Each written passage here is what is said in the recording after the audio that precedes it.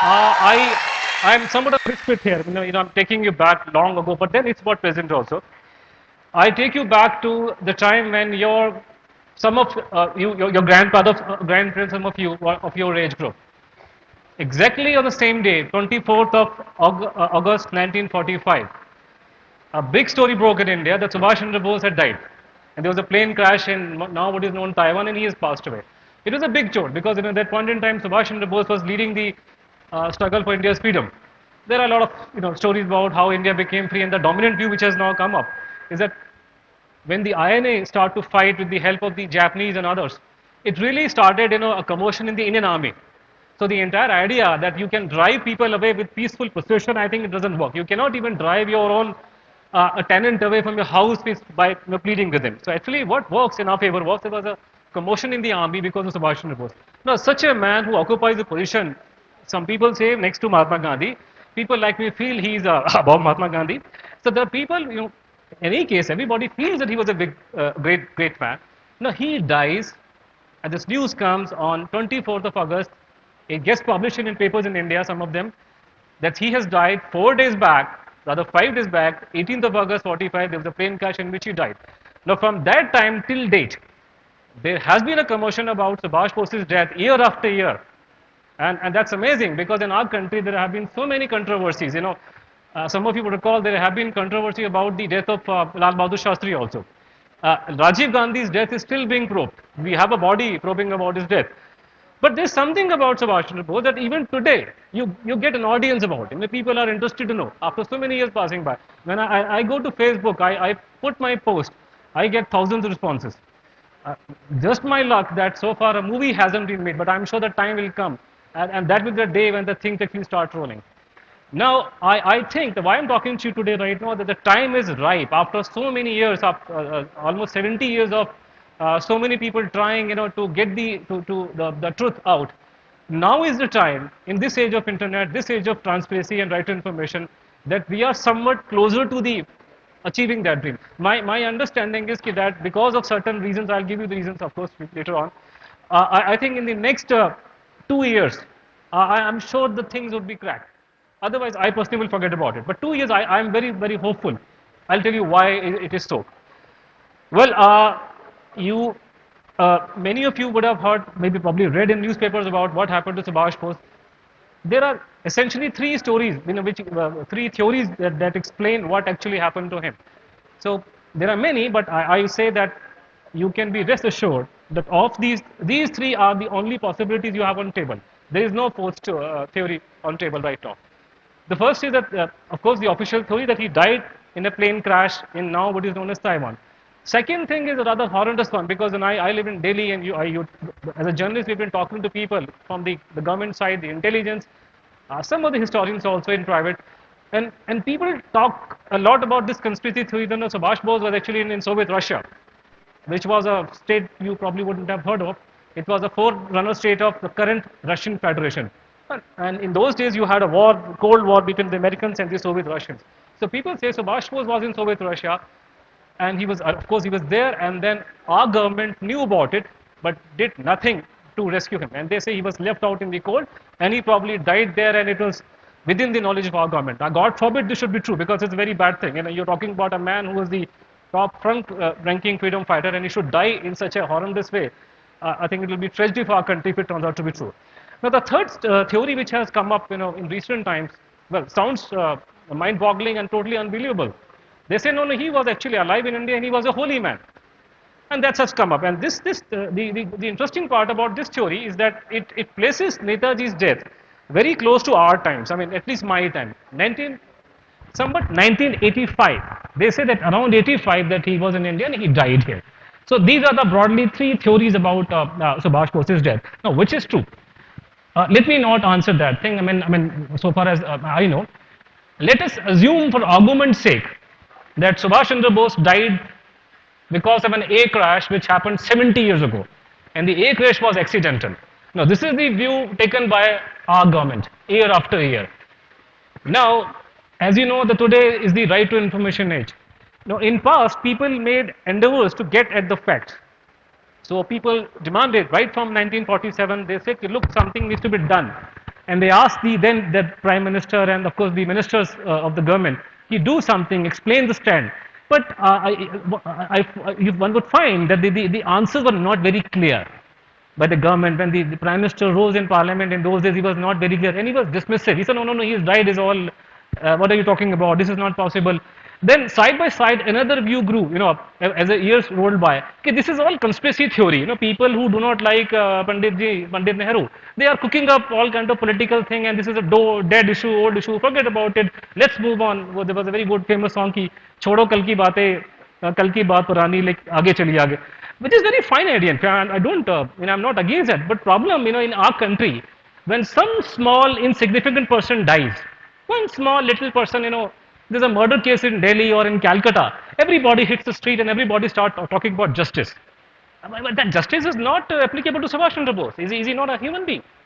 When you can do so much about finding about the deaths of people whose contribution to society is absolutely nil, why can't you make some efforts to find out? Now, when pressure was applied at the government year after year, by way of response, the government set up a few panels. Now, some of which were happening in secret, behind the scene, and some were open. Now, in the open, you had a Shahnawaz committee set up in 1955, 56. Now, Shahnawaz, by way of giving you a side information, he adopted a girl whose son is Shah Rukh Khan, the film actor. Now, this particular committee worked on the orders of the government of the day, and it said, no, he died in a crash. There's nothing else to the story. Then after, again, in the 60s and 70s, again people demanded, and then again you have another commission set up in 1970. It again came to conclusion, no, he had died. So the story actually ended there. But something happened in our time. 1998, somebody moved to court of law and said, look, because there was a proposal by the then Defense Minister of India, Mulayam Singh Yadav, because the official story goes that Subhash Chandra Bose died in a plane crash in Taiwan. He was cremated there, and the ashes of his were taken to Japan and put up in a temple which is called Rinpoche Temple in Tokyo. So Mulayam Singh Yadav, when he was country's defense minister in 1997, or around that time, he said, I can try and bring Subhash Bose's ashes to India. Probably the idea was good, but then people had problem with it. So they went to the court. They said, you cannot bring the ashes back unless until you prove the ashes of Subhash Bose's. So then it goes to the court, and court summons the government lawyer and asks him, what is your view? What is the stand? So the government admits there in front of the court of law, yes, there are problem areas, there are some confusions, and we are actually not very clear about the death story. But the judge said very normal thing. He said, if you are not sure, then you must do an inquiry about the whole issue. So this is how a Mukherjee Commission of Inquiry, headed by a former Supreme Court Judge Justice Manoj Kumar Mukherjee, was set up in 1999, and its report came out in 2005. Well, misfortune that by the time this Commission of Inquiry finished its report inquiry and gave its report, the Congress Party was back in power, and something unbelievable happened. Then when the report was made public by the then government, they dismissed it without giving any reason. And you would appreciate, I mean, this is not the done thing in a democratic country. I mean, tomorrow, if there were to be an inquiry about, let's say, Arushi Talwar case, and the government were to dismiss the report without giving any reason, you would agree with me that the hell will break loose in this country. Nobody will take it lying down. I mean, you cannot do this. There's justice demands, so transparency, there's some, and here you are dealing a matter of utmost national importance in such a cavalier manner. Not possible. Now, then me and my friends, we got together. Facebook was not that famous. I'm talking about 2005 and 6. I was already into it, but then me and my friends, we professionals, we got together and we said, we should do something about it. Now, luckily for us, 2005, the Government of India passed which is called as Right to Information Act. Under that act, any citizen of the country can actually ask the government the same question earlier an MP could ask in Parliament. So what we did was we put certain questions to our government regarding Subhash Bose case, and something unbelievable came out over the years. I give you example. Now the scenario is that according to the government and according to the historians who go by the government view, this man died 70 years back, which is a very, very long ago, and there's nothing else to the story. But when we asked the office of the Prime Minister, how many secret, classified, which is hidden files you have about Subhash Chandra Bose?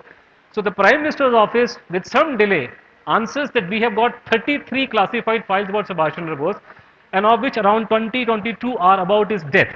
Can you imagine that? The highest office of the land, I mean, haven't they got anything better to do?